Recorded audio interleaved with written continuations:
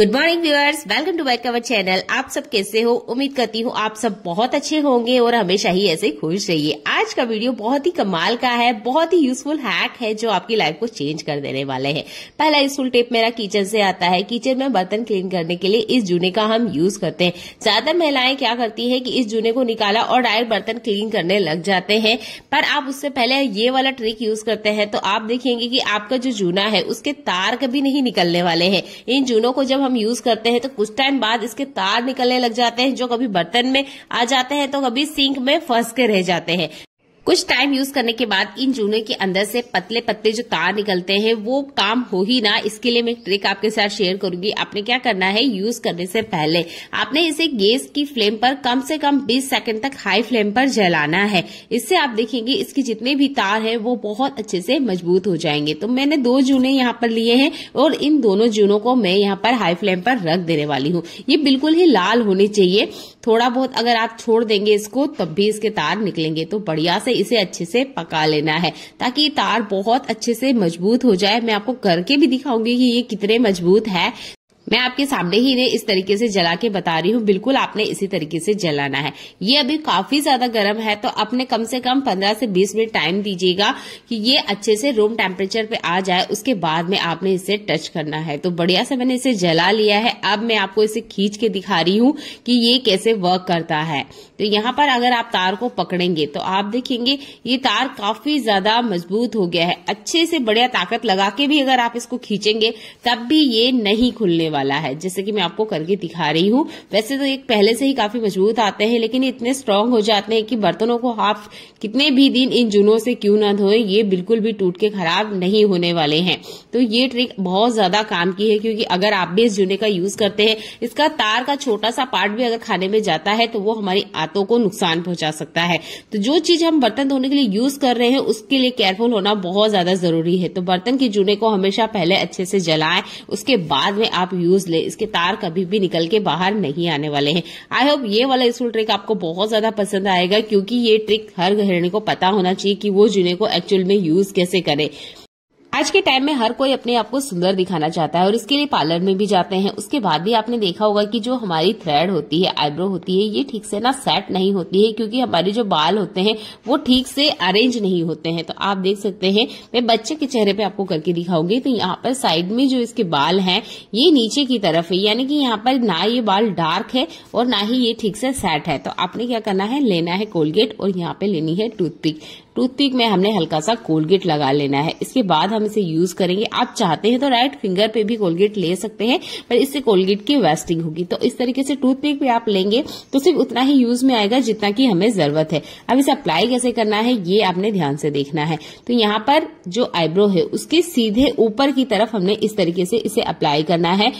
Apply करने के बाद में इसे 15 मिनट आपको रहने देना है। उसके बाद में अच्छे से इसे कपड़े से वाइप करना है। पानी से आपको इसे वाइप बिल्कुल नहीं करना है। इस तरीके से हल्का हाथ से आप इसे घुमाएंगे ना तो ये आसानी से निकल भी जाता है।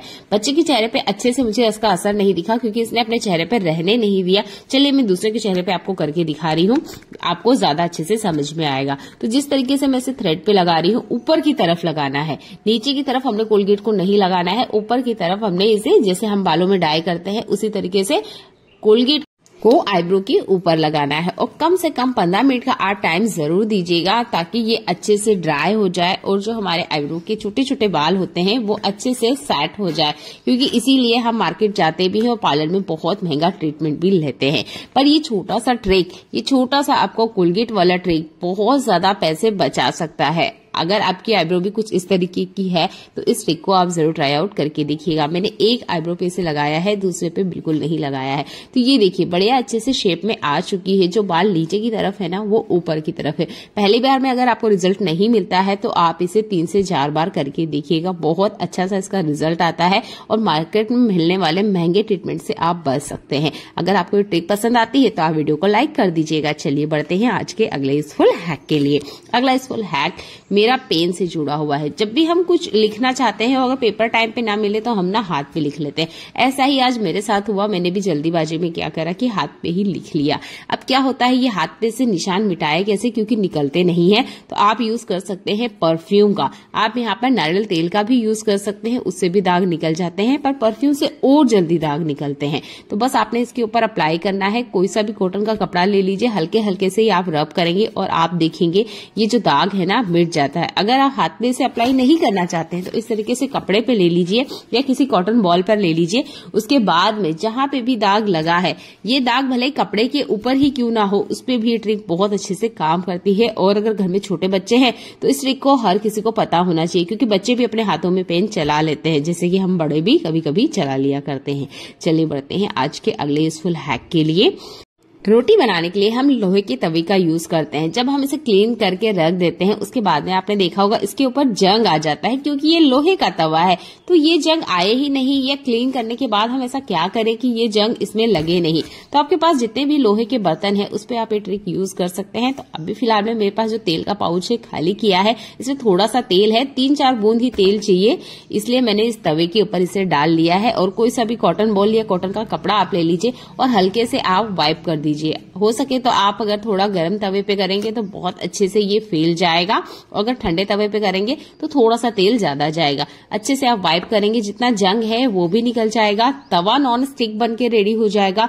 और इस पे जो बार बार जंग लगता है, इसकी वजह से लोहे का तवा भी हल्के हल्के से घिसते जाता है, यानी कि इसकी जो परत है वो पतली होती जाती है।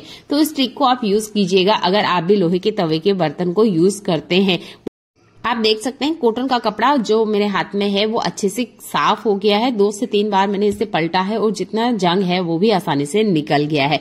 दूसरा यूजफुल ट्रिक भी मैं तवे से जुड़ा ही बताऊंगी। अगर आप तेल नहीं यूज करना चाहते हैं तो गर्म तवे पे हल्का सा आप पानी डाल दीजिए, एक कॉटन का कपड़ा लीजिए और वाइप कर दीजिए। इससे भी जितना जंग है वो बहुत आसानी से निकल जाएगा। तो 2 तरीके मैंने आपको बताए हैं, जो भी आपको अच्छा लगता है उस तरीके को आप अपना सकते हैं। जैसे ही ठंड का सीजन आता है, हर कोई मक्के की रोटी खाना पसंद करता है, पर मक्के की रोटी बनाने की बहुत बड़ी दिक्कत होती है कि हमें एक सटीक मेजरमेंट नहीं पता होता है कि हम इसमें कितना पानी डालें। हम इसमें जितना पानी डालते जाते हैं ये आटा उतना ही सख्त होते जाता है, नरम होने का नाम नहीं लेता है। और अगर गलती से पानी ज्यादा चला जाए तो ये फिर ड्राई नहीं होता है। तो इसके लिए मैं एक बहुत छोटा सा ट्रिक आपको बता रही हूँ, इसे आप एक बार करके देखिएगा, आपको हमेशा की प्रॉब्लम सॉल्व हो जाएगी। तो तवे पर हमने करना है गर्म पानी और उसके बाद में इस आटे के बीच में थोड़ा सा जगह करके डाल देना है। ये गर्म पानी इस आटे को सुपर सॉफ्ट बना के रखेगा। जैसे कि मैंने यहाँ पानी डाला है, ये आटा बहुत अच्छे से इस पानी को ऑब्जर्व कर लेगा। अभी मैं आपको बता रही हूँ, मुझे आदत है इसलिए मैं हाथों हाथी इस आटे में इस तरीके से पानी को मिला रही हूँ। आप देखेंगे ये आटे में थोड़े से लम्स आ जाएंगे। गर्म पानी हमने इसलिए यूज किया है क्योंकि आटा बहुत मुलायम हमने लगा के रेडी करना है और पानी का एक सटीक मेजरमेंट हमें पता चल जाएगा। तो थोड़ा सा अगर गर्म पानी आप इस तरीके से पहले से मिला लेते हैं इस आटे में तो आपको बहुत ज्यादा पानी नहीं लगने वाला है, क्योंकि आटा बहुत ही ज्यादा मुलायम गूंथ के रेडी होगा। बस आटे को आप साइड में थोड़ा सा इतना कर लीजिए। और हम मक्के की जैसे रोटी बनाते हैं तो थोड़ा थोड़ा आटा लेते हुए ही रोटी बनाते हैं, एक साथ सारा आटा नहीं लगा लेते हैं। तो आटा आप उतना ही लीजिएगा जितना कि एक बार में आप रोटी बना रहे हैं। या फिर गर्म पानी साइड में रख लीजिए और थोड़ा थोड़ा आटे में मिलाते जाइए, इससे रोटियां कभी भी टूटेगी नहीं। और ये बहुत ही कमाल का हैक है। आप दूध के खाली बर्तन में थोड़ा पानी ले लीजिए और उससे अगर आप मक्के का आटा लगाते हैं तो इससे भी आटा बहुत ज्यादा सॉफ्ट होगा। और मक्के के आटे को इस तरीके से गूंथने का फायदा ये है कि मक्के की आटे की रोटी जो होती है वो बहुत ज्यादा टूटती है। हम कितना भी क्यों ना इस चीज में एक्सपर्ट हो, अगर थोड़ा सा भी गड़बड़ करते हैं तो मक्के के आटे की रोटी टूटने लग जाती है। तो इन ट्रिकों को यूज करते हुए आप मक्के के आटे से रोटी बहुत आसानी से बना सकते हैं। बिल्कुल रोटियां टूटेगी फूटेगी नहीं और सेम साइज की बनेगी। और आटा लगाने का जो पानी का मेजरमेंट है वो आपको पता चल जाएगा।